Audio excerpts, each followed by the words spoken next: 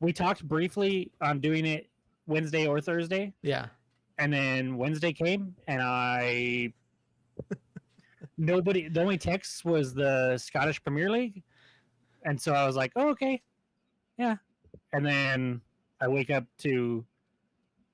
I'm surprised Earl didn't leave me a panicked voicemail. I don't leave voicemails, by the way. I realize that now. I woke up. I was like, "Oh, they probably think I'm dead." Actually, we assumed you were asleep. Oh, okay, that's good because that's what I was. Like that was my exact comment. Was he's probably asleep? And it sucked because Tuesday, I was beat. I was exhausted. I couldn't fall asleep till 11. Oh, I was nice. like, I should have just freaking recorded if I was going to be up till 11.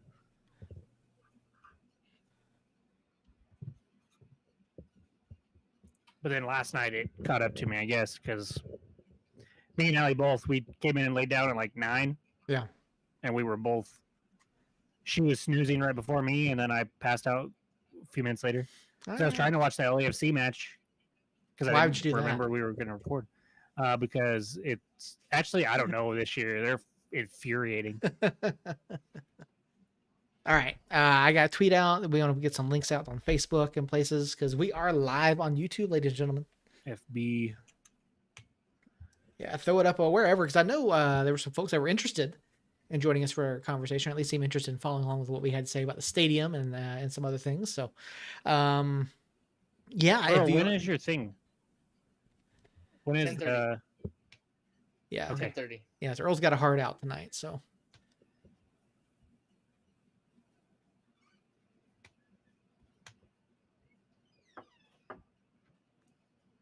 Hi, Allie. She. Uh-oh.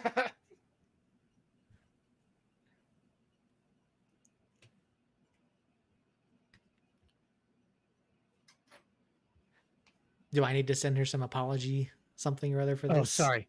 No, I was. So you said hi, Allie. Yeah. And then I went to go talk, and then the sound, because I just got on YouTube Yeah. to the page or to the video, the sound started playing, and it repeated you saying "get that out wherever," Oh, okay. and I was like, "Yeah, you just said that, Seth. Why are you repeating yourself?" And I was thoroughly confused. But now she's still getting the boys to bed and Okay. stuff. So All right. Yeah, no, I get it. I get it. You know, my boys didn't want to go down tonight, so, you know, got them in bed finally, and I guess they're asleep by now. So anyway. we just, if we don't watch a show, they get one episode of Paw Patrol or something before we go to bed. And if they don't get that, they lose their ever loving minds. So we just got home not that long ago, so they haven't had a chance to finish their episode. I think they just finished it. I think that's why she came back here. But anyways, yeah. No, I put know on how that Blippi. goes. dude, they love Blippi. Well, Ezekiel does. I don't know about Xander. Xander doesn't really care about anything. Supposedly TV is Bluey okay. is really good. Peter swears to God Blippi's my twin. Nah, I don't see it. I don't even know what Blippi is. I'll have to Like look when that I'm up. clean You know shaven. what Blippi is? No, I know what Bluey is. Oh my It's God. fantastic too. Bluey is great because it's Australian, and they have a very different sense of humor over there, and it is very entertaining for adults. Yeah, that's what I've heard. A lot of people keep recommending Bluey, so I don't know. We'll see. Maybe my kids might watch it, but yeah, and the same thing here. Like if they don't get a vid or if they if they don't get their video before bed, then it tends to be a little bit of a meltdown. But anyway, There you go. I just took your Blippy virginity. thank you, Earl. All right, ladies and gentlemen, if you are joining us on YouTube for the first time, this is, of course, the Dad Adventures podcast. Oh, wait, no, this isn't the Dad Adventures podcast. This is Somos, and we come here every week and we talk about New Mexico United. We talk about some of the bigger stories from the world of sports. We got a lot to get to this week. We are a couple nights behind, but that's okay. The United does not play until Sunday afternoon this week, so we got plenty of time to talk about everything. We do have a hard out tonight of 10:30 our time. At least Earl does anyway. We'll see where we're at that point. Maybe Jacob and I keep going. Hopefully you guys are coming up here in the chat. As always, if you're not familiar, being part of the channel, you can pop your questions and stuff in the chat and we will respond. We'd love to get you guys' opinions. We got a lot to get to tonight here on the show. We've got stadium news. We got a new signing for United. We've got the SEC is about to take over the world. And yeah, we got a whole bunch of other stuff going on. So hang tight with us, guys. We're going to get right into this week's show.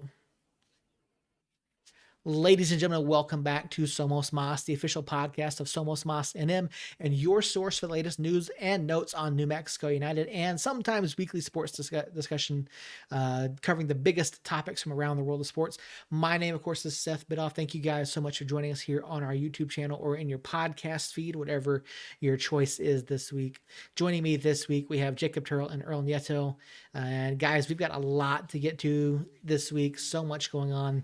And my one burning question for you guys this week is the NCAA as we know it finished? I like how you're like, okay, we've got a lot to cover, guys. Ton to cover, so much to cover. I'm gonna ask you one burning question, then we'll get going. And it's like the most loaded burning question I've ever heard in my life. So I'll give the short answer, and the short answer is yes. It changed when they started paying or started allowing players to get paid. So that was the first domino to fall, and now chaos will ensue. So to follow Jacob's answer is yes, the NCAA world has fallen apart because my guys, Hook'em Horns and OU actually agreed to something to leave the Big 12. Yeah, that is the... Go ahead. Has it officially happened? I know they asked the SEC the other day. Did the SEC say yes? SEC has officially extended invitations. Sent the invite. Yeah, for 2025. Oh. Yeah. I'll be dead by then. Yeah, that's their contract with the Big 12. So once their Big 12 contract ends in 2024, they'll be free to go pretty much wherever they want. Yeah, the media rights deal that they have with ESPN, I believe, ends after the 2024 season. And so at that point, OU and UT have, of course, been given invitations to join the SEC. And and then to throw a wrench into all that, supposedly ESPN is working with the American Athletic Conference to supposedly poach some more Big 12 schools to try to cause the Big 12 to fall apart earlier than 2024, or I'm sorry, the 2025 season. And if that happens, OU and Texas can leave with either significantly less penalties or no penalty whatsoever. Because if they were to leave right now, they would each pay like 75 to 80 million to the conference. So I don't know what you guys think about that. Do you think there's any possibility that ESPN is actually working with the AAC to poach more teams?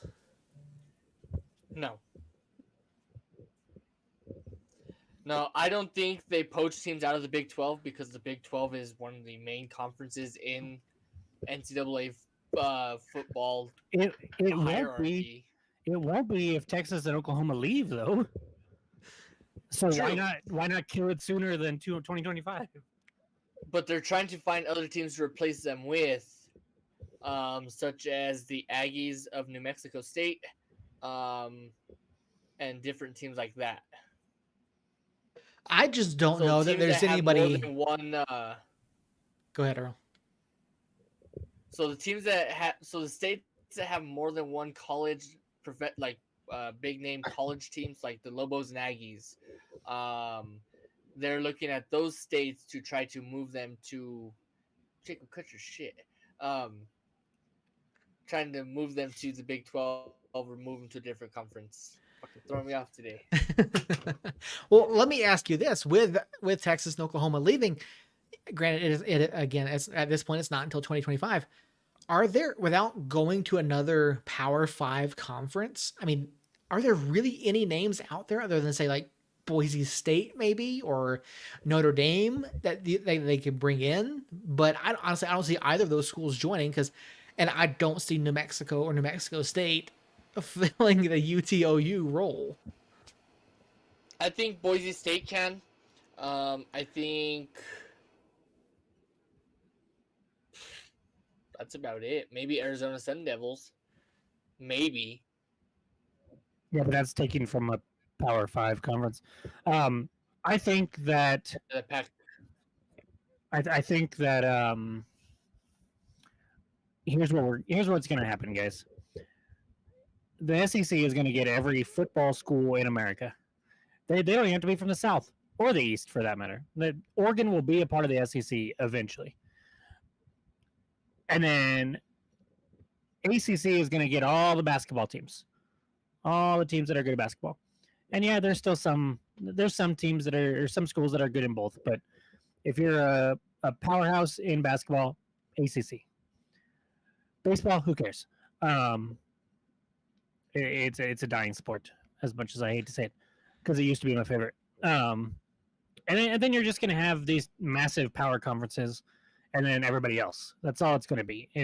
There might not even be an NCAA tournament anymore. It might just be the SEC tournament is the football championship, and the ACC tournament is the basketball championship. I actually saw. So can I make a request? A request, that okay. we don't talk about baseball today. Yeah, Can we not talk about baseball today? I'm good with that. I mean, I guess only because the Cubs made the stupidest, boneheaded trade today. Or they're Whoa! You cannot call any trade. You cannot call any trade the stupidest or most boneheadedest if it doesn't involve the Rockies. All right. So you can be the second worst. Cubs, you can be the second worst.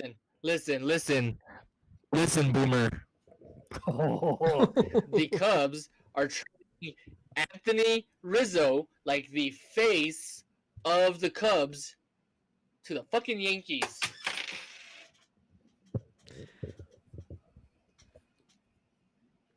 And I dare say there is a worse trade in the history of baseball. Yankees. Yes, it happened. The worst trade. It happened this offseason, and his name was Nolan Arenado for a bag of freaking peanuts. No, I think, in my opinion, the worst trade of all time was the Boston Red Sox. Okay. Trading the rights to Babe Ruth to the New York Yankees. That is fair. $125,000 exchange hands to get Babe Ruth. That's fair. Anyways, no baseball talk. It's the NCAA is going to be very interesting to see what exactly happens in the next several years. That's for sure. I actually saw a suggestion pop up over, I think it was on ESPN, and it talked about how the SEC and ACC should actually merge together to form one power conference. Yeah, one power conference. Yeah, I think if that were to happen, it would eventually force the rest of the Power Five to kind of break away from the NCAA, which might have actually happened this past season. There was talk about it, but I don't foresee two major conferences like that doing something of that magnitude. Unless, of course, they can back it up with financial backing, and I'm sure they would without a doubt get broadcast rights deals, valued in the billions of dollars if that were to happen. But I just don't see that big of a landscape change happening. Agreed. Not yet. Anyways, it'll be slowly devolving into something insane. Well, if the past 10 years of realignment and things like that happening have been any indication, it's going to keep happening. And honestly, I think if it does, it just makes the new iteration of EA Sports College Football look all the better. Agreed. All right. So that is our one burning question for the week. We do have a ton to get to. So earlier tonight, United States beat Qatar 1-0 in the CONCACAF Gold Cup, advanced to the finals to play the winner of Mexico and Canada, which I believe is going on right now. Do we have a score update on that? I don't have that up anywhere. It is 1-0 Mexico at halftime. 1-0 Mexico at halftime. So, I honestly think it's going to be Mexico and the U.S. in the Gold Cup final. And Can the U.S., if that is the case, can the U.S. repeat their last performance against Mexico and come out with a win? Yes. So I say yes if they play the way they did today. They played a really good team in Qatar. It was a really fun game to watch. I was surprised at 9 minutes of stoppage time at the end of it.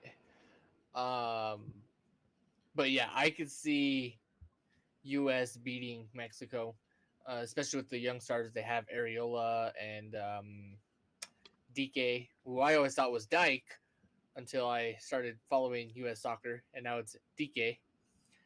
Uh, but yeah, I think they can. Yeah, as we know, the U.S.-Mexico series has been pretty contentious, and for a long time, Mexico basically dominated that series. Over the past couple of years, the U.S. has performed better, and in fact, they did. I think it was a 3-2 win last time out, and there was quite a lot of extracurriculars and things going on during that match. So that's why I'm curious if the U.S. can. I don't mean to interrupt, but I just read Jacob's lips, and it says, "What the fuck is going on?" That is exactly what I said. And that's because I just went to the ESPN homepage just because, and I see the Dodgers are getting Scherzer and Trey Turner. And then Yep. I forgot the NBA draft was tonight, so it was up. And then Westbrook's going to the Lakers. Yeah. I don't what the and then I've got over here, I've got the medal count for the Olympics. And then there's just so much that I feel like I've been under a rock the last 3 days, I guess. What's the updated medal count? 41 for the US, 33 for China, and 30 for Russia. And then in the golds, it is China with 16, Japan with 15, US with 14. And then we're winning in silver and bronze. Winning. Anyways, sorry. Anyways. Yeah, where have you been, man? Well, to be fair, I think three of these things, the three things that I just said literally just happened, and I've been at church since 7 o'clock, so I haven't. Well, I was gonna say I haven't been at church since 7 o'clock, so I haven't really been paying attention to stuff. But I did maybe or maybe not watch the soccer game on my phone while at the church for a little while. So, so the Russell Westbrook news broke about 4 o'clock today. The Scherzer news broke about 4:30, almost 5 o'clock today, and then what was the other news? just the draft is tonight. I forgot that.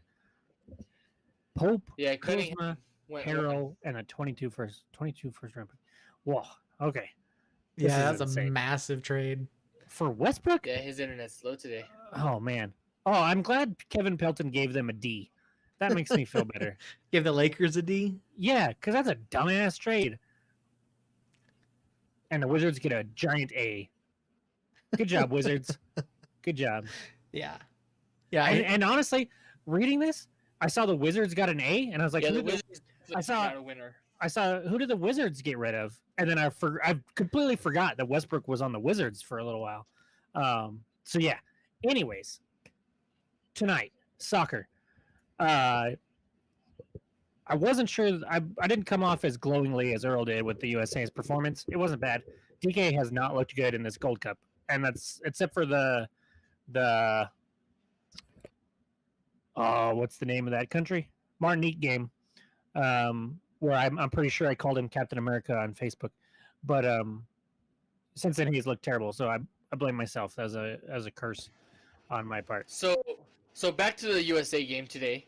I don't know if you guys saw it, but the penalty that was a penalty that shouldn't have been a penalty. What was your guys' take on that? As a penalty. I haven't seen it yet, but from all accounts, that was a penalty. I'm gonna have to watch it here in a little while. It's very close, but I don't think he gets a touch on the ball.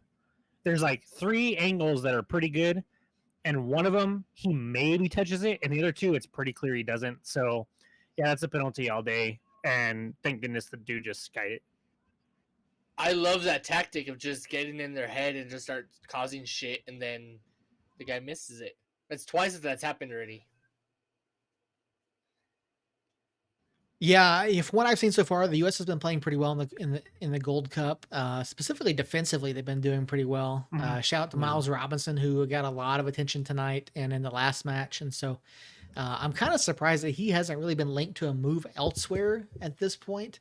But I think he's one of those players that I think should be getting a look, and I would not be surprised to see him linked somewhere else.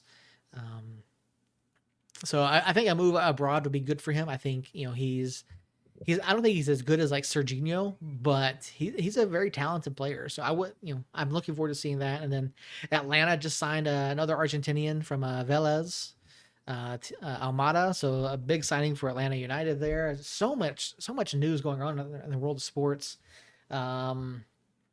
UEFA Europa Conferences League is going on. Like, so much to do, so much to watch, and like I don't know about you guys, but I'm just getting like sports overload at this point.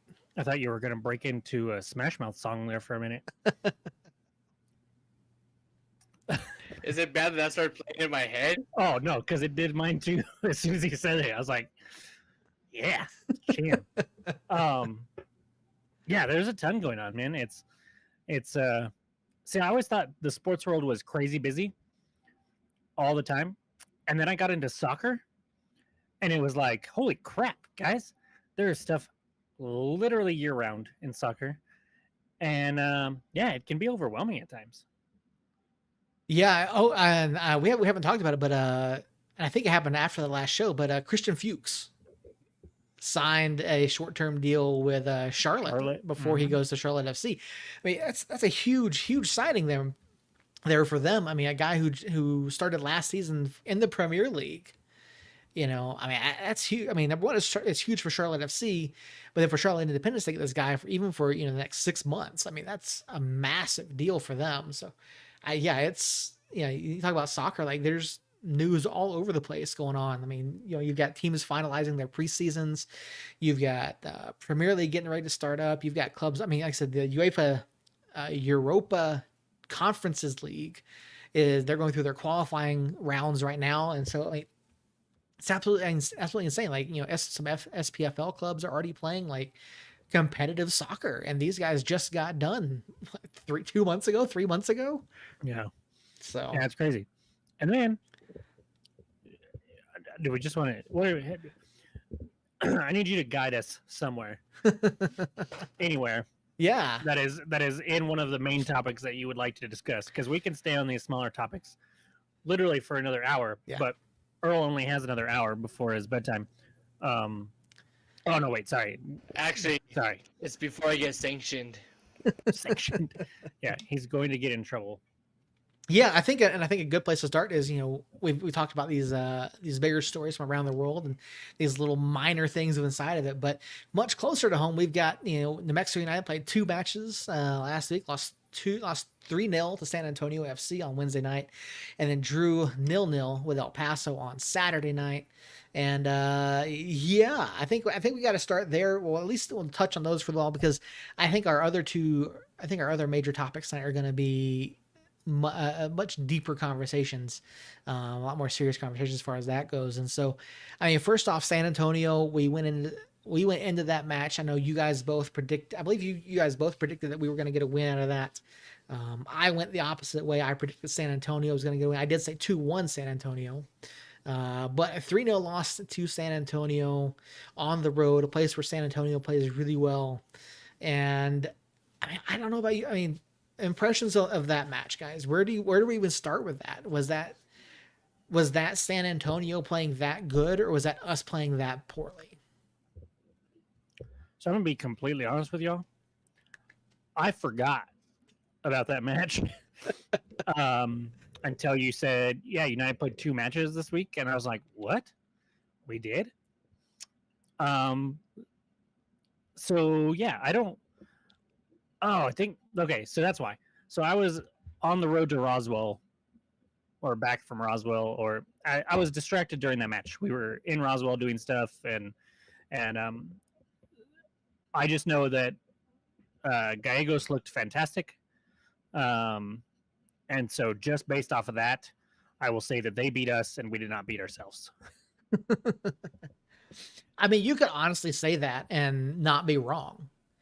San Antonio is a very good club, and we've talked to Harry a few times. He's been here in the chat. Harry, of course, covers San Antonio, big San Antonio supporter, and he was saying all along that a lot of teams are going to overlook San Antonio, that they haven't necessarily been playing as well. They've had a lot of injuries, and I know Earl, you weren't very big on San Antonio's chances going into that match. After watching it, what do you think went wrong for United? We got outclassed and outplayed. It's not that we did anything wrong. We just got beat. There's some nights that just happens, and that night was it. I know one of the things that's been plaguing our guys here recently has been a number of mental errors. We saw a lot of some of them specifically earlier in the last match against the prior match against not San Diego, El Paso, and we saw some other errors in the matches against Colorado Springs and some others. Do you guys think we played a cleaner match than we have, and just and like Earl said, we just got outclassed, got outplayed, or or did you still see moments where we had those issues?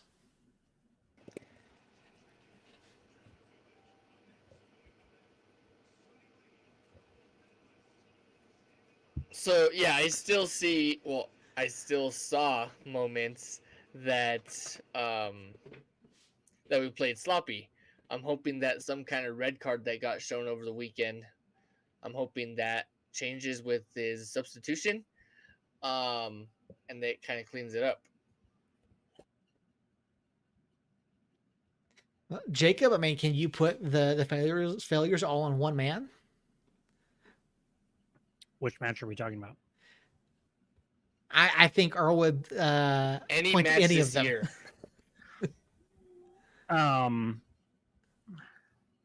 Look to your to your right hot and take. Go down a list and take your pick. Hot take coming. Hot take. We can, Earl. But it's not who you want it to be on. It is for the gaffer himself for playing the man that you want it to be, because I still can't figure out why he does. I have no idea. None whatsoever. It's insane to me. I don't understand it at all. We need something else. We need something else there. I hope Najem can come in and play a defensive midfield role, because we need help there. Well, that's exactly on the wings too, but we need help there too. Well, that's exactly what he is, and you mentioned, and we were going to get this a little bit later, but news came out. Was it yesterday? Yesterday came out that the club had re-signed David Najem for the remainder of the 2021 season, the first ever mid-season signing for the club. And those of you who are familiar, of course, know that David played with the club last season and did not get a chance to play at home, and has been, since the end of 2021, has been playing with the Afghan national team in hopes of helping them get qualified for the World Cup. And so David was a huge part of the midfield last season, and now with the the injury to Sam, and now Juan Pablo is going to be out for one match. I mean, even without that, I think David coming in is going to be a huge help. And, we've seen him play in the wingback position, so maybe he can, spell Brucey a little bit, give him, maybe let Brucey play a little bit higher up. I don't know, but we know that David can play in the midfield. We know he can play those defensive roles, and we know he can play as a fullback. So I think, again, it's something we've talked about. It's a versatility signing. It's a guy who can fill in multiple roles, and we know that he can also contribute in the attacking third. So I think we're all pretty high on this signing. And I mean, honestly, I think that with the current roster situation prior to Najem signing, we kind of had to play JPG almost as an everyday player, almost as an every match player. Because we have seen moments where Michael Azira wasn't quite connecting with guys. And we know that some of the other guys aren't quite as good going back in defense. So, maybe that's what it is. And, how big of a boost do you guys think that David's going to be for the club? I think it's big. I think he's been a huge boost. Go ahead. Yeah, I agree. It's we talked about needing a little more depth just all around.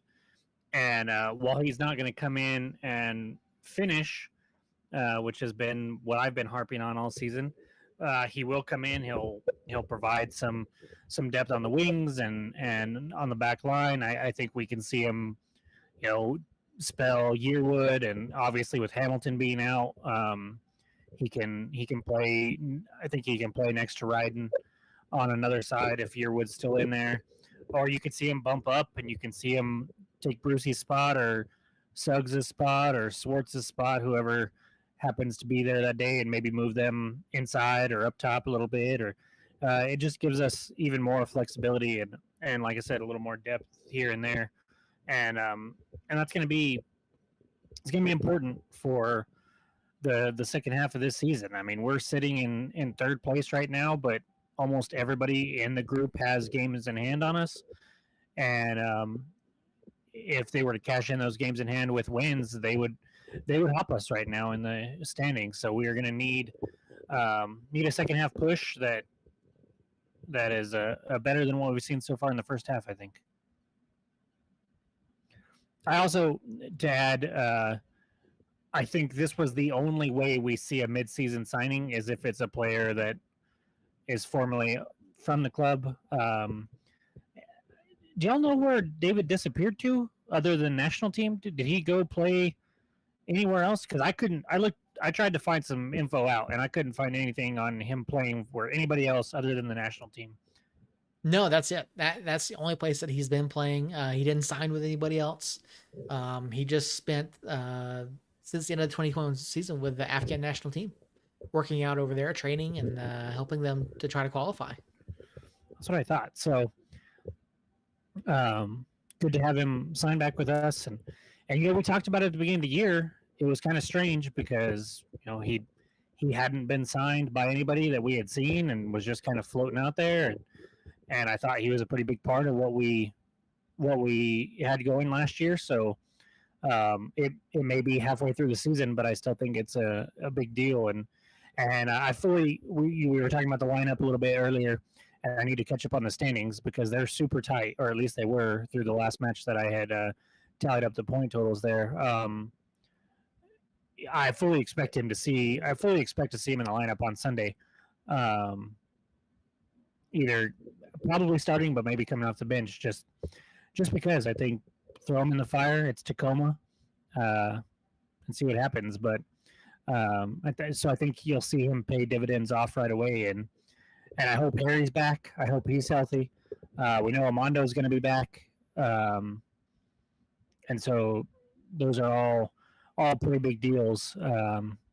We saw Brian come back last week, Saturday against El Paso. So, but as far as the mental errors go, I think Najem will help with that. He seems to be a calming presence out there, or at least he was last year. And, yeah, I mean, if you just take away maybe a dozen bad passes this year, we could be sitting a lot different in the table. You take away the 2 against El Paso and a couple against Colorado Springs, and San Antonio, I think we lose no matter what happens there. But it's just, if we can clean that up, man, we're a great team. And it's weird because I don't remember seeing a lot of that the last couple of years. Of course, Guzman has always not been our favorite, at least mine and Earl's. Seth is soulless on this. He is the only media member on this podcast right now. Me and Earl get media passes, but we are not soulless. What do you call them, Earl? Soulless bastards, as most media members are, since they can't cheer for the team. But no, I'm excited for that and just everybody coming back and the El Paso match. I don't know. Do you have thoughts on the San Antonio match, Seth? I mean, I think it's just one of those matches. I think as a whole we underestimated San Antonio. I think there's a lot of folks in and around United and the supporter group that really underestimated the way that they were going to play. And there, you could see it in some of the comments that were made across social media. And I made a comment on one of them. I don't remember where it was, but I said, San Antonio is a lot better than what people give credit for. Like, oh, well, this team that we just beat and blah, blah, and all this stuff. I'm like, yeah, San Antonio's a really, I couldn't stress that. Like, they're a very good team. And, the last time we played them down in San Antonio, they beat us. So, and I think it was 5-0, Yeah, that's a completely different, I mean, that's 2 seasons ago. There's been so much turnover on both rosters that you can't, like, they played a great game. They played a fantastic game. It's starting to come back to me as we sit here and talk about it. It still doesn't really change my opinion on them. I don't think they're as good as they expected themselves to be. I mean, they are still sitting 6th in our group. So, we have they have a game in hand on us that could get them to 21 points, which would be level with us through 15 matches.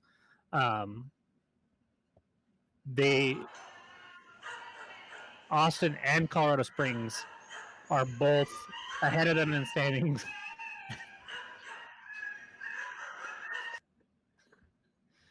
Oh my gosh. Why would we let him on the pod? Where did this guy come from, anyways?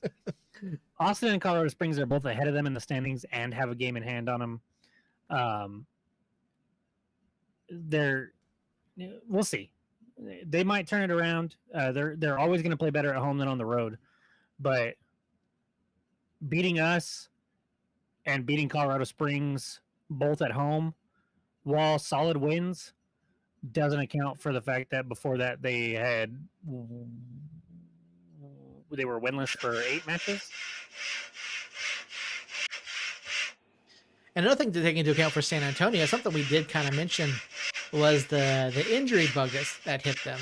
And we saw in that match PC made his return and then went out fairly early with another injury. So I haven't followed up to see if he played against El Paso the other night, but no, he didn't. He didn't. Okay, I wasn't sure. I didn't think you would after the injury down there. But anytime you're facing a number of different injuries like they have, and then having Patino suspended early in the season as well. I mean, that definitely hurt their chances, hurt their opportunities early on. But yeah, they've got Gallegos. They got some guys that can really play, and I would not be surprised. I could say it last week. I would not be surprised to see them in the top 4 coming into the season. I still think I'd be slightly surprised, but whatever. Everybody deals with injuries, though. Look at us. I mean, and we're still up there. No, yes, I get us. That. I get that, but I don't know, man. I'm still not sold on them. I think they're. Like, I'm looking at the standings, and I think El Paso, Rio Grande, us, even with the loss, and Colorado Springs, I think are all better than them. And then Austin, I would say, is right there with them. So I don't know. We'll see. We'll see what happens. And this could come back. They could make the playoffs, and we could fall out. I don't know, and I could look very foolish. I'm not sold on them. I will say that it is interesting to me that everybody in our group, except for Real Monarchs, has a positive goal differential, and is sitting on 18 or more points. So it's a very tough group. I will give you that, and it's going to be a dogfight for the rest of the second half. Yeah, it will. And honestly, like, there were a couple issues that I have with the way we played on Wednesday night, and I think it didn't help. The biggest one was, Justin Schmidt. Now, I love Schmidt. I think Schmidt's a great player. And I think that Troy started him because we know that San Antonio is a team that plays with a lot of size typically, but they didn't do that on Wednesday night. They came out, they played a little bit more pacey, and Justin just couldn't handle it down the side there. So I think that was one big tactical error that Troy made as far as that goes. And then hats off to San Antonio for making changes, and they didn't necessarily play like over the top using their size that like we thought. So, I mean, I think they just outplayed us on Wednesday night. Yeah, I think we can all agree on that at least. And then moving on into the match Saturday night against El Paso, of course, a 0-0 draw, and there are a lot of takes flying around about this match, and most of them seem to equate El Paso and specifically Yuma with a dead fish or a fish out of water doing nothing but flopping around and spending his time on the ground. So I'd like to equate Yuma as an exorcism happening on the pitch. Because that's exactly what it looked like. What it looked like to me was a player that isn't very good and has to rely on crap tactics to contribute at all. And man, is it hard to watch. And then the best part is I was watching the El Paso San Antonio match Wednesday, and there was a play where Gallegos made a diagonal run towards the corner, and Yuma snuffed it out, and then just went down in a heap for no reason. Rolled over the top of Gallegos, grabbed the ball, and then Gallegos gets up on his knees and looks down at Yuma and does the little shoulder shrug, like, "What are you doing?" And that fully encaptured how I think everybody feels about that guy. He was just a joke, and is very, very frustrating to watch. And then he had a seizure or I don't know what you would call it. Exorcism. A full body spasm. It was an exorcism. It wasn't an exorcism because it was an exorcism. It wasn't because he still has the demons. He still has the demons in him, so it can't be an exorcism. A failed exorcism. How about that? It didn't work. Failed it didn't work, but it was. I mean, I grew up as a Catholic, so I know how that works out. And I know that most Hispanics are Catholic, and I'm gonna put Yuma in that category as a Hispanic person. He had a failed exorcism, and that's why he went about his activities on Wednesday. Can you mute him? Because this is gonna go off the rails quick, I think. No, I'm saying. And hold on. I'm not done. I pray to God that Jacob's buddy Jerry is listening to this, and I pray to God I become one of his stupid fucking gifts, because I would absolutely love to find the clip of Yuma having a freaking seizure on the pitch and send that to him and ask him if he watched that part or if he closed his eyes. That's a great question in the chat. Now, who is the exorcist? And honestly, I don't know who the person performing the exorcism or attempted exorcism might have been, but no, Yuma definitely. You could. Yeah, he mentioned at one point just like a full body spasm. When someone like touched his leg, and it's just sad to watch. That's not football. It's not. It's ugly. It's ugly play. And when we talked to Troy after the match, he said that El Paso was very good at gamesmanship, and that's exactly what it was. El Paso knew what they were doing, and when questioned about it, specifically, when a Sombrero Man tried to point, one was trying to get Troy to mention Yuma or and so even Sombrero Man refused to say who it was, and Troy even acknowledged. He said, "Yeah, they were definitely showing some gamesmanship in that match, and they were definitely trying to slow it down, break our tempo, and I think Troy said it really well. When a team is playing like that, that's when you have the advantage because they're trying to stop it."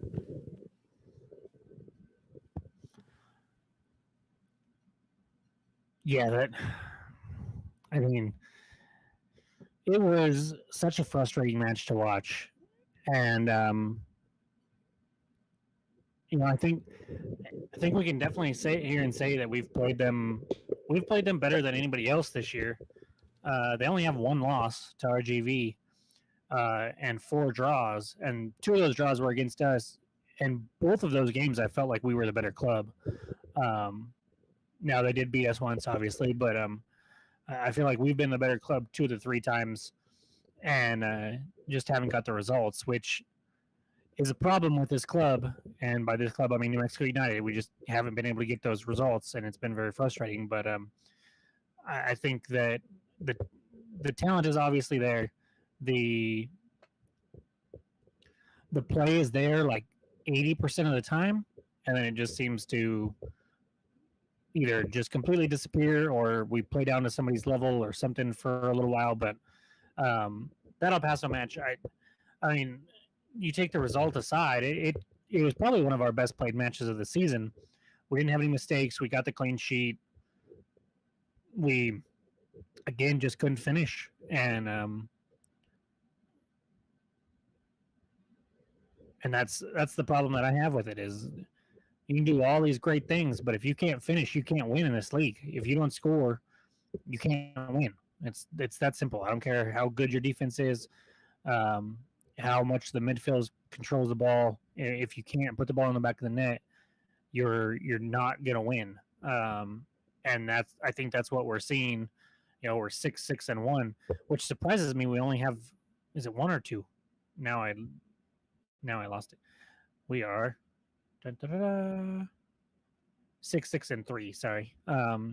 Surprises me that we only have 3 ties. It feels like the first season we just drew all the damn time.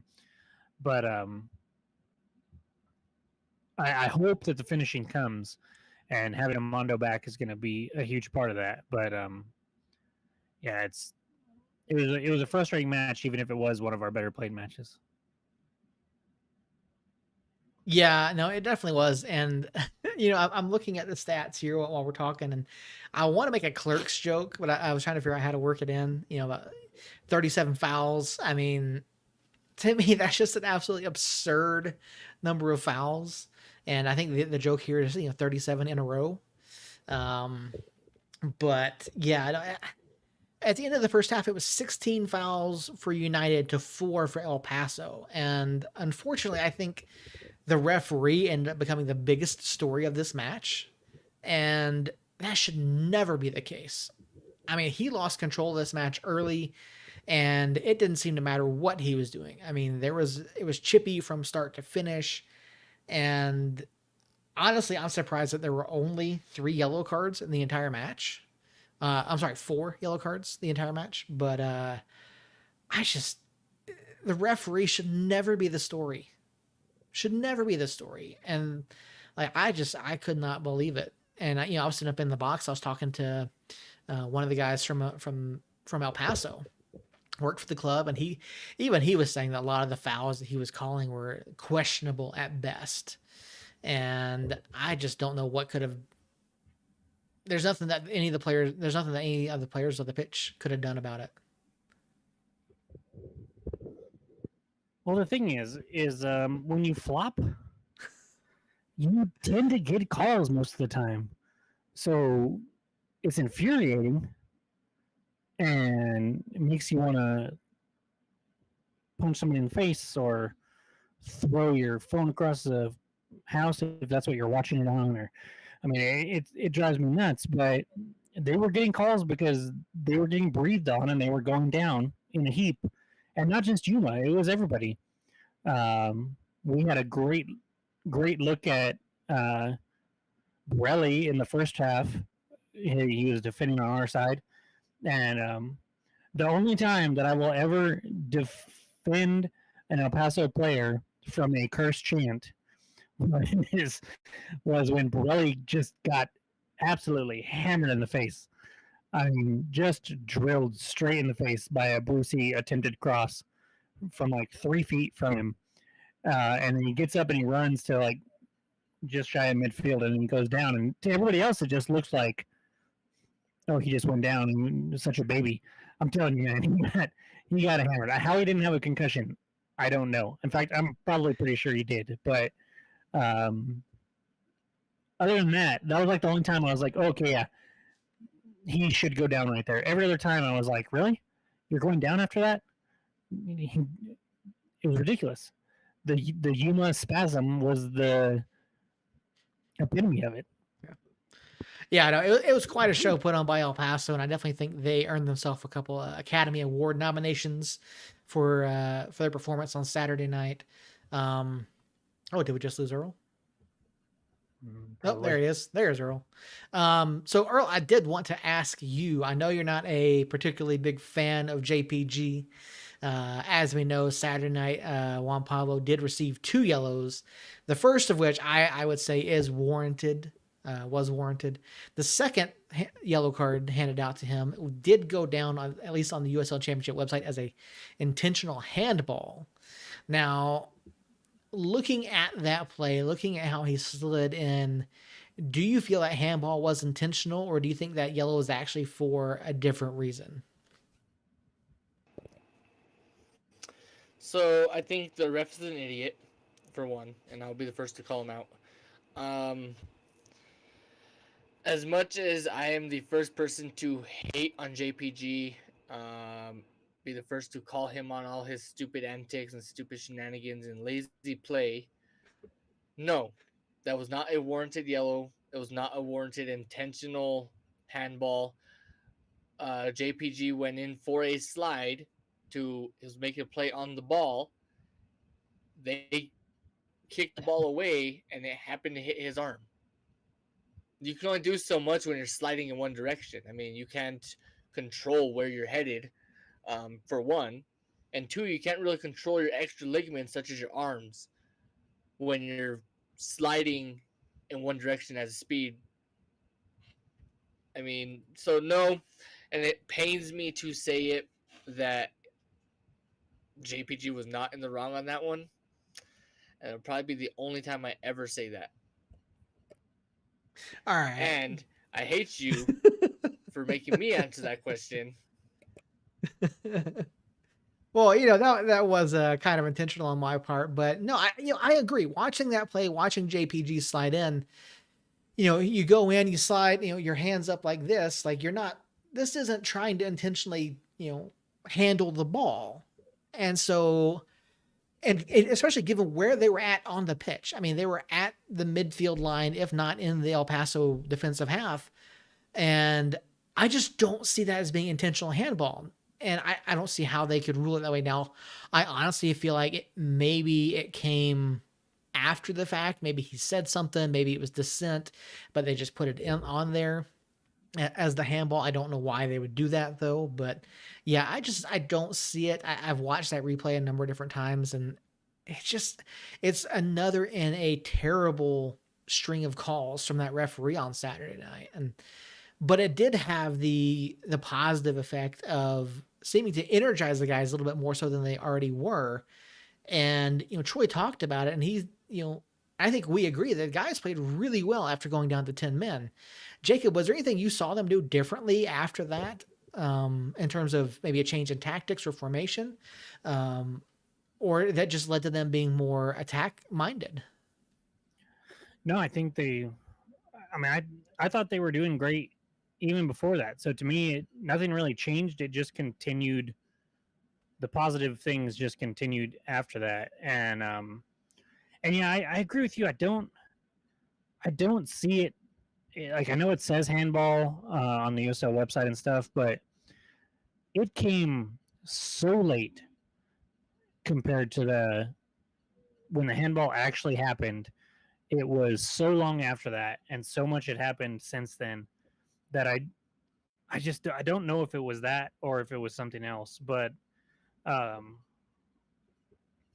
yeah, I thought Guzman actually played a pretty good game up until that point, and I thought the second yellow card was a little harsh, especially if it was for the handball. But it was very harsh if it was for the handball. And after that red card, it just seemed to. I mean, I think their intensity might have picked up a little bit, but it wasn't. I didn't see a tactic change or anything like that. I just saw them continue to play really good soccer. Yeah, we've got Jerry Murillo in the chat with us. He says, interfere with a dangerous play. I mean, I don't know. Honestly, I'd have to go back and watch it again just to look for that. But I don't recall that play being particularly dangerous. But I'll look at it while we're talking. Yeah, United just kept attacking, and that's something that we didn't see them do in the Loudon match after there was a red card, after Austin's red card. But it was good to see, and I felt like we had some chances. And unfortunately, I think our best chance, we had two really good chances. One was Ilya when he just dribbled past the El Paso back line. It was Yuma. Oh, have you not seen that clip? Yeah. Oh, Yuma looks like he just lost his soul. Yeah. It was fantastic. Yeah, and I'm telling you, it was an exorcism. Jerry, I see what you're saying. To me, Luna looks like he's offside before the handball occurs, or when the handball occurs, technically, because it was right after whoever had it kicked it. But I understand. It would have been dangerous play. But I still don't think it was a yellow card because I don't think it was intentional. Yeah, you're right on that Illet shot. It was Yuma. He drove past and Yuma just stopped. Oh, just stopped and dead in his tracks. Yuma, you can literally see Yuma's soul just leave. That's when the exorcism happened. Is right there. Yeah. All right, it's coming up on the highlight now. I've got that playing over here on my other screen. The thing though about that, Jerry, is that even if you think he might have gone one-on-one, the positioning on the field where it happened, like it happened in your own defensive half. So I don't see it being that way, but all right, here we go. Here's the play. Oh, no, that's Suggsy's shot off the post. That was a fantastic shot too. Another set piece where we've shown a ton of improvement. A few inches to the left, that ball would have been in.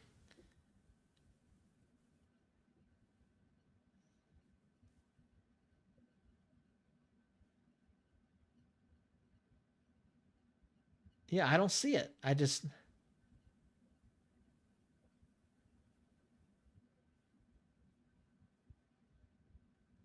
I mean, maybe for the leg being up, but I don't know. I don't know. I just don't see it, Jerry. I'm sorry. Like I don't, and this isn't, me trying to be a homer or anything. I don't see how that's a yellow in that situation. I mean, yes, he slides in. Yes, it goes off his, yes, it does seem to go off of his arm, but I don't think it's intentional. I don't think it's interfering with the, I mean, he does. I don't know. I don't see it, and we can disagree on this. I will be happy to disagree with you, all day long on that. Like, he slides in, again, I don't think his arm is in an unnatural position. Show the replay. We don't have control over it. We're just showing the USL replay package that's there. I keep rewatching it. And the more I watch it, the more I might have to agree with Jerry. And that pains me to say. Because it's clearly not intentional, but I don't know. He still looks like he might be offside to me. If he's offside, then it shouldn't matter because it shouldn't have counted even if the handball didn't occur. But if he was offside, then null and void everything. If he's not offside and it doesn't look like the AR called him offside, then yeah, I guess it's warranted, even though it's a little harsh to me. But we still got the draw. We still got the clean sheet. We still were the better team. And I appreciate Jerry's meme, even if it was dumb. Little Hulk giving us a taco, which equals 1 point. But at the end of the day, Jerry knows that we've been the better team for 2 of the 3 matches we've played against him. maybe even all three, aside from a 5-minute stretch um, in that second game where they beat us and we gave up the 2 goals. But it's fine. It's fine. Yes, you are still in first. You have played better against other opponents, which I will give you that. But you know what? We're going to be healthy the second half, hopefully, knock on wood. And we'll have a Mondo missing. So we'll see. I think you probably have enough of a head start on us that you'll finish above us anyways. And look, El Paso's a good team. They don't drop points against bad or inferior opponents. So they are probably going to be consistent and be up there the whole season. But I we'll see. That's all I can say. I will say Luna is onside when that ball is played. I will say that. Well, if that's the case, then fine. I'll see that it should have been yellow. I don't know. I know honestly, I wish the league or PRO, I wish they would make the referees available, or at least allow media to write, to email and ask for clarification on cards. I would love to understand the referee's thinking in that scenario as to why it was viewed the way it was. I mean, you can see Brucey on the replay saying it went off his head, first, whatever. That I don't know, but I mean, it clearly goes off his arm. Yeah, from the get go. But yeah, and I mean, it was just, again, it's just one of those matches where you hate to see it. Like, the Loudon match the story was the ref, and here again, the story here is the referee, and soccer shouldn't be that way. No sport should be that way. And it's really disappointing, especially in a match that was well played between both sides.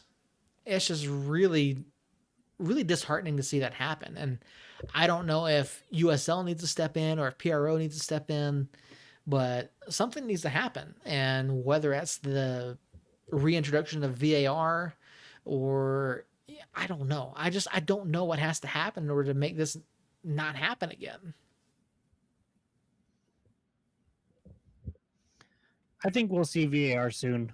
Maybe not next year, but the year after, especially if the league continues to develop and get more and more recognition and be a bigger deal. You just in today's day and age, you can't have that kind of stuff deciding matches. Not necessarily that one. Like I said, that one I'll honestly say probably was yellow. But you look back at the Loudon match and you look at the red card that wasn't, the handball that wasn't called, all of that stuff there. You can't have those kind of calls deciding matches in a soccer league nowadays. So I think VAR has to be instituted, and that'll only add to the validity of this league that I think we all love. And so with that, I mean, we might gain the one win against Loudon. Even Jerry, who hates us, agrees that we got robbed against Loudon. But it's just tough. It's tough to see that kind of stuff alter matches like it has seemingly. I'm not going to say just for us because I follow us, so it feels like it's just us. But I don't follow every team in the USL, so I imagine they can all claim a call here or there that has cost them something. I know there were some calls in the San Antonio El Paso match from this week that were seemingly questionable. I haven't watched that match. It's on my list of things to watch this weekend. And Jerry, while you're in the chat, would love to get your take on that match. I know there has been some back and forth from some folks that we know that support either side of that match. But yeah, no, I mean, refereeing in general, I mean, it's a tough gig, but there have been some really bad refereeing jobs this season. I mean, really over the past couple seasons, and we've all seen it. But I don't know what it is about the matches this year. It just seems to be even more so that we're seeing things like this, where referees' decisions are impacting the game. And what's crazy to me is that, at least in our case, they've all gone against the home side, which baffles me because you always assume, you always hear hometown refs as in, they're going to favor the home team. And no, the home team here has gotten screwed so many times, specifically us. The Loudon match, somewhat of this El Paso match. It's like, guys, don't you know that if you make a bunch of bad calls, you're going to have like 8 to 10,000 people like really, really pissed off at you and possibly throw something at you? Yeah, Jerry, I think that's what it was. I know there were. I saw Harry talking a lot about a penalty that was controversial in that match. So, yeah, again, that's something that is on my watch list for this weekend. I haven't actually seen it, but yeah, I will say the Luna, the second goal for El Paso, Luna scored, and it was pretty, man. I hated it. I was furious when it happened, but I can acknowledge that it was a very nice goal. And I already cannot stand the Luna kid, just because he plays for El Paso, basically. But that was a nice goal, and he has been a offensive spark plug for them all season. And I feel like we did a good job of limiting his influence that he had on the match that we played against him. And I'm glad that we were able to do that, because not very many teams have been able to do that this year.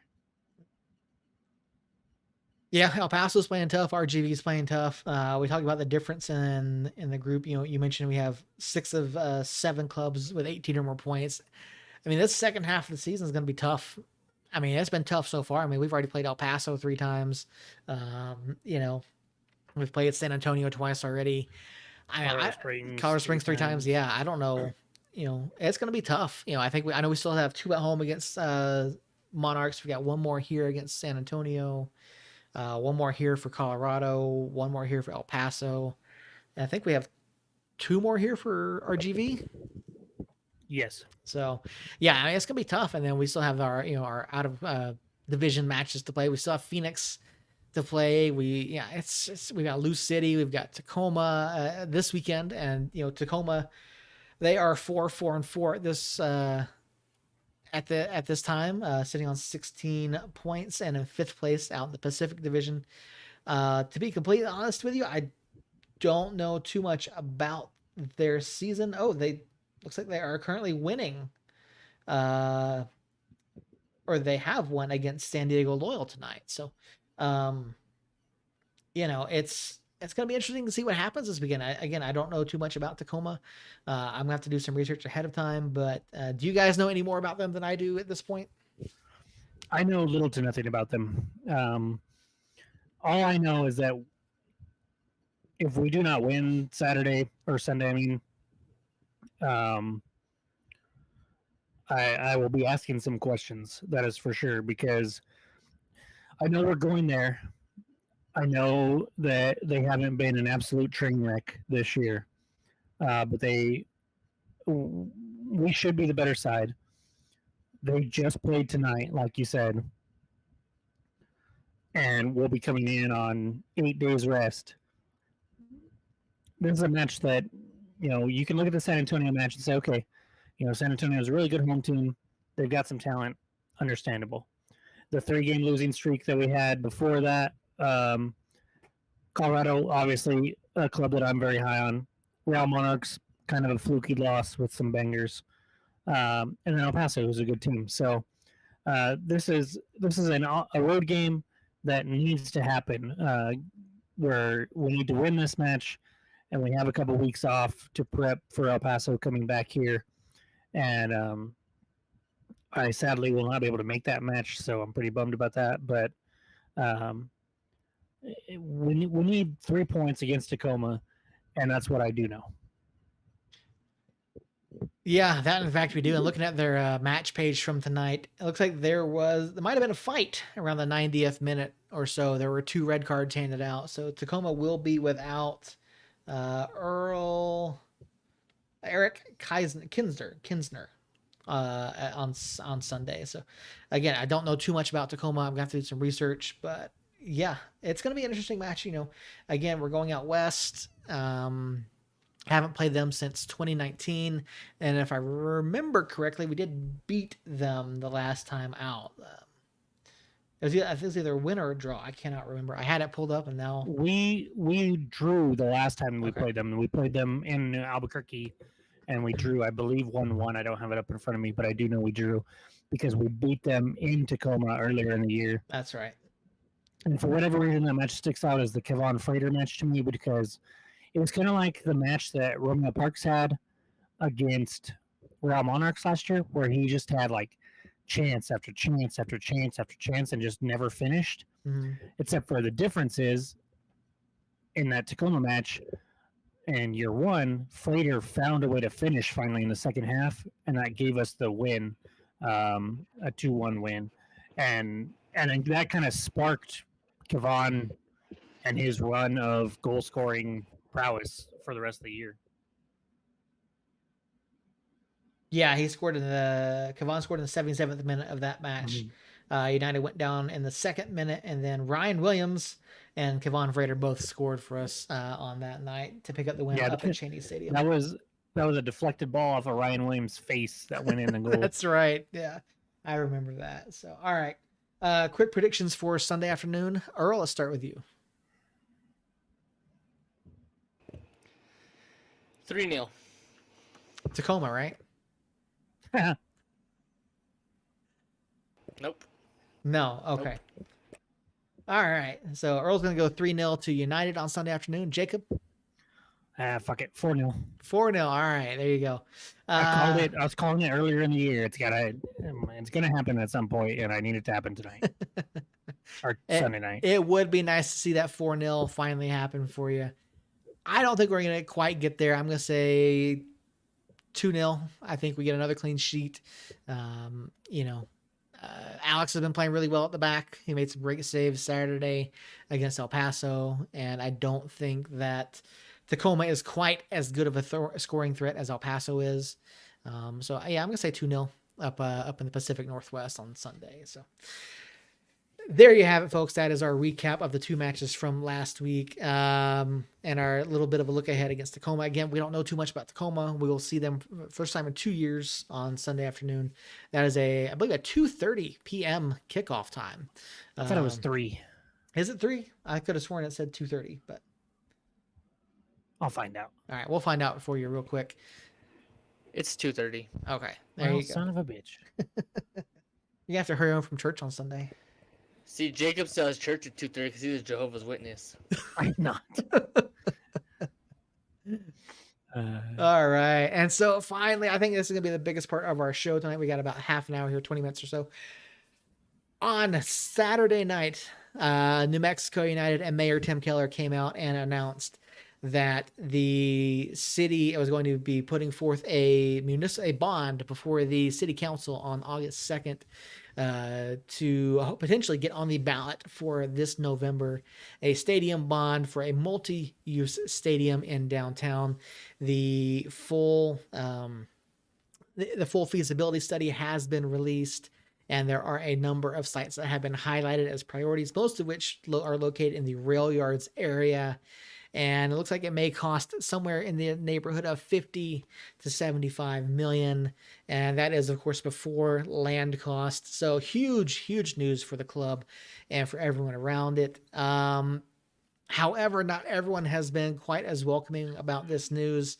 And we're going to get into that discussion here as part of our talk. But, Jacob and Earl, we'll start with you. We know that on this news was actually kind of leaked a little bit by the media on Friday night. The city put it out, and what was your reaction to finding out that the club was going to be moving forward with this bond for the city council? So I was excited about it. So I was excited about the fact that, and before I answer this question, Jerry does have a question. Okay. What is your prediction for the end of the table? Oh man, that's tough, Jerry. You're gonna like it because I probably have El Paso at 1 still. And then after that, man, it's hard to say. I think that RGV has done enough that I'm going to say them 2, and then probably us 3, and then it's really the 4th spot that I'm not sure about. And I'll say Colorado Springs because that's who I like the best. See, I'm in about the same boat as what Jacob is. I have El Paso 1. I think that they continue their hot form. Are you okay, Earl? As much as it hurts me to say it, swear to God, I'd much rather say like Phoenix at 1 in our division. But no, so I have El Paso 1, I have RGV 2, I have United close 3, and then I have Austin number 4. I think you're both wrong. I think RGV falls off a little bit. At this point, I can't argue with the way El Paso's playing. They definitely deserve that top spot currently. And it's going to take something monumental to slow them down. I think in their remaining matches with Colorado and San Antonio and us, I think they could potentially see some slip-ups. But at this point, it's hard to pick against El Paso. I don't think RGV keeps playing the way they are. I think they slipped just a little bit. Looking at the back end of our schedule, we got Tacoma. We still have, Monarchs twice, some other clubs. I think we pick up some points here in the table. I think we pick up a little bit of ground on El Paso. I think we do slide past RGV into second. But I see RGV finishing 3rd and San Antonio.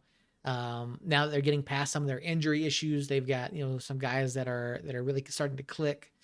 I think they climb up in the 4th because I just don't see Colorado maintaining, and I don't think Austin is good enough right now to get to jump ahead of either of those clubs.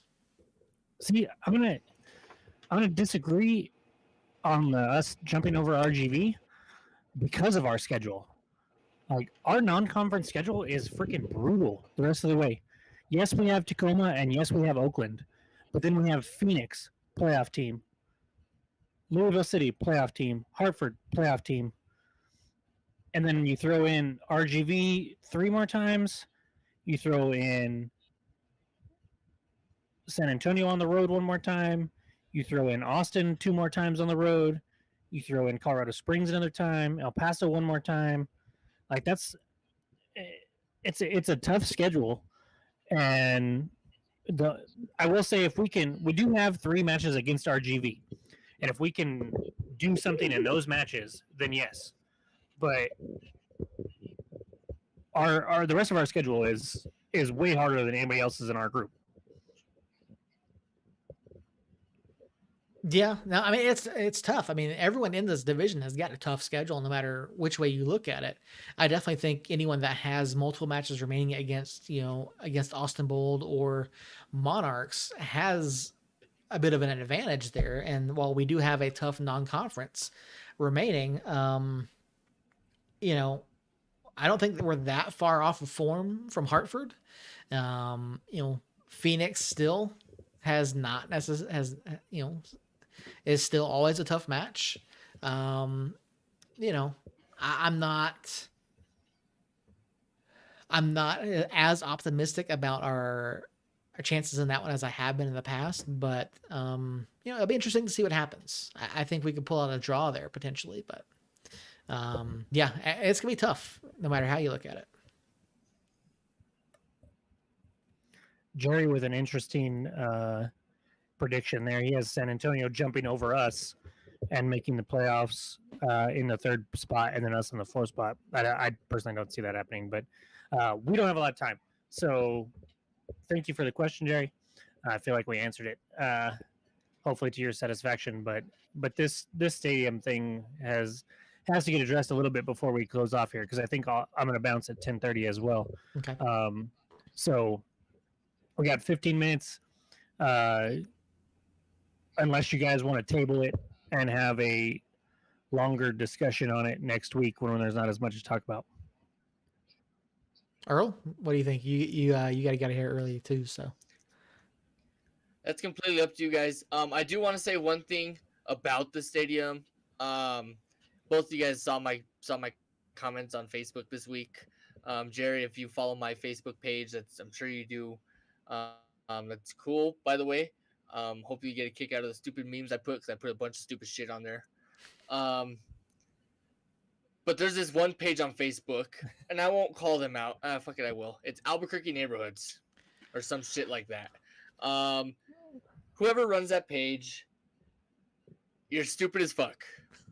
And parents, if your kids are listening, please close their ears, because that page is stupid as fuck.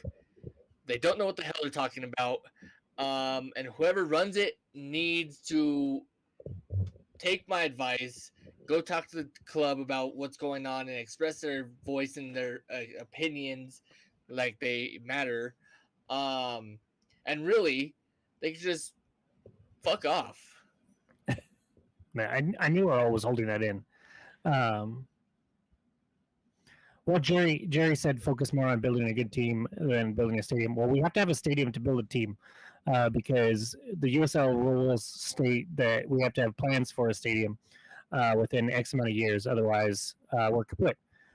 See Fresno, and probably a couple others that I'm forgetting. But that's really the bottom line here is this isn't going to hurt the million people that are living in Albuquerque. It's just not. It's going to be a better thing. I understand the argument of make the owners pay for it when it's a professional, like a giant thing like Dallas or the Dallas Cowboys or an MLS club or something like that. But Peter and the ownership group are not like, they are wealthy. I would not say they're rich. They're not wealthy. Which one's higher? I don't know. They're not billionaires. Yeah, they don't have the funds to do that. They can't just, like, they don't poop gold. That's not how it works for USL owners. So, and I don't know if those people have been to the areas that are being talked about here. Yeah, they're rougher neighborhoods. That's the point, is that you want to do something like this in a neighborhood that needs some boost and try to get it to be a nice place. Like we came through Oklahoma City about a month and a half, almost 2 months ago now, and drove by. We ended up going for a little walk around their little river and went by Bass Pro Shop and ate at a barbecue place, and they have this place called Bricktown. And I don't know what it was before, but it's like awesome now. Like you walk around, there's a bunch of restaurants. Their AAA baseball team is right there. There's a splash pad for the kids around the corner. There's a little canal like thing that they turned the river into like a little canal with a little water taxi on it to get you around. Mini golf, Toby Keats, I Love This Bar, like all kinds of cool stuff there. And that's the whole time that they were talking about the announcement on Saturday. That's what I was thinking of a place that isn't just the stadium. It is the stadium and the whole surrounding area just being transformed into a place where families can go and hang out and spend the day. Like Peter talked about in the press conference after the match was, a thing that you could go to not just on match days, but year round, and enjoy and be able to do stuff. So there's a lot of little nuances in it, but to me, it's simple. Albuquerque needs to see some kind of influx there. You look at what United's done attendance-wise and everything like that, and it is bringing positive things to the community. And at the end of the day, if we don't have our own stadium or a plan for our own stadium in a couple of years, then we will no longer have New Mexico United. And this podcast that we love doing, and hopefully you guys love listening to, and the team that we all like going to watch and play and watch play and all the stuff that they've been doing outside of soccer and in the community, that all goes away without a stadium. And it's a shame that people won't listen to reason and realize that, and they just immediately say no, make the owners pay for it because that's the way they're trained. But you look at Isotopes Park, that's not the way it worked there. It's a city-owned stadium that the Isotopes lease, and it's paid off incredibly for the city as far as the being paid back and having something for families to go do, and this is just another thing that would contribute to that part of the city and having stuff to go do and to go hang out at, and it's just needed, and I hope people will realize that before the election comes. Yeah, I think this is actually going to warrant a much bigger discussion, and we can continue this next week when we do get back on the show. But yeah, I do want to say, like, I do want to put out a couple things real quick. First is I have seen a lot of negativity. I've also seen a lot of positivity about this. There are a lot of misconceptions about what this entails. And so I highly encourage everyone, first of all, stop saying that we are not a professional team. We are a professional football club. Our players, our coaches get paid. They are not amateurs. So quit saying that that we don't have a professional team. Quit saying that we are a minor league team. We are a second division USSF sanctioned soccer club. Okay. Now we may not be tied into MLS, but we are professional soccer, and this is a professional league. Okay. So first of all, I've seen a lot of comments saying otherwise. Get that out of your heads, first of all.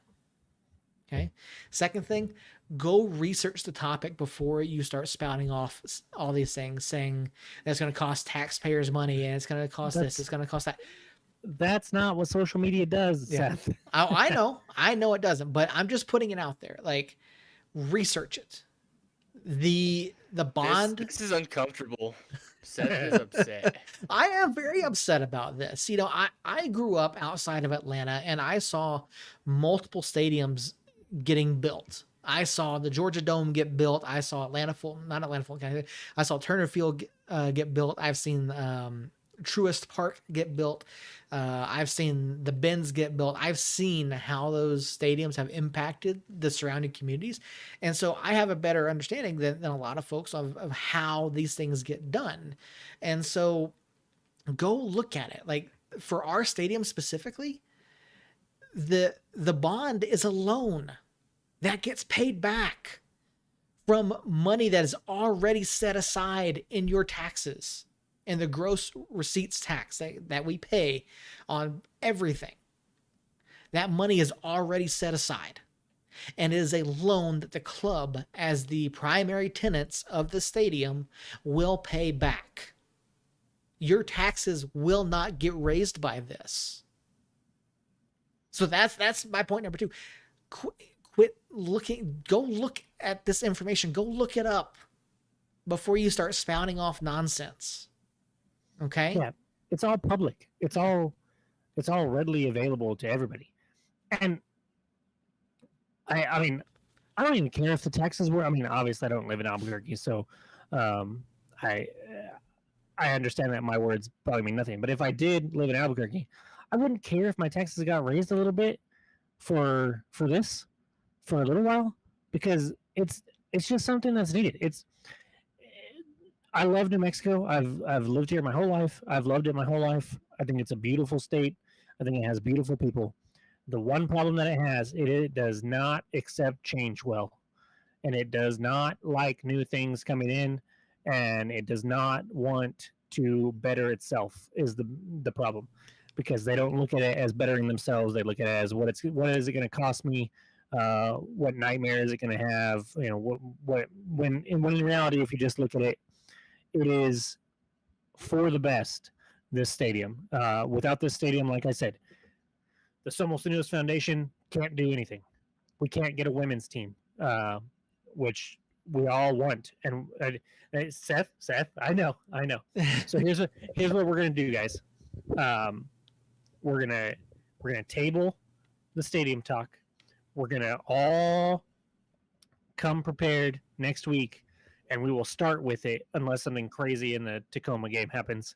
And then I don't know why you're showing me a laptop. I have multiple tabs open, ready to discuss this. Okay, well that's on us. That's on Earl's internet, and the fact that just literally everything happened this week. So I do agree it is the bulk of the conversation that we should have had, that would have happened tonight. But the matches are time sensitive. This isn't super time sensitive. I mean, there wasn't an announcement, which we all thought was a little overhyped and underdelivered by the club, just a hair. But it is still big news, and there's still a lot to unpack with it and a lot to kind of break down and talk about. So non-stadium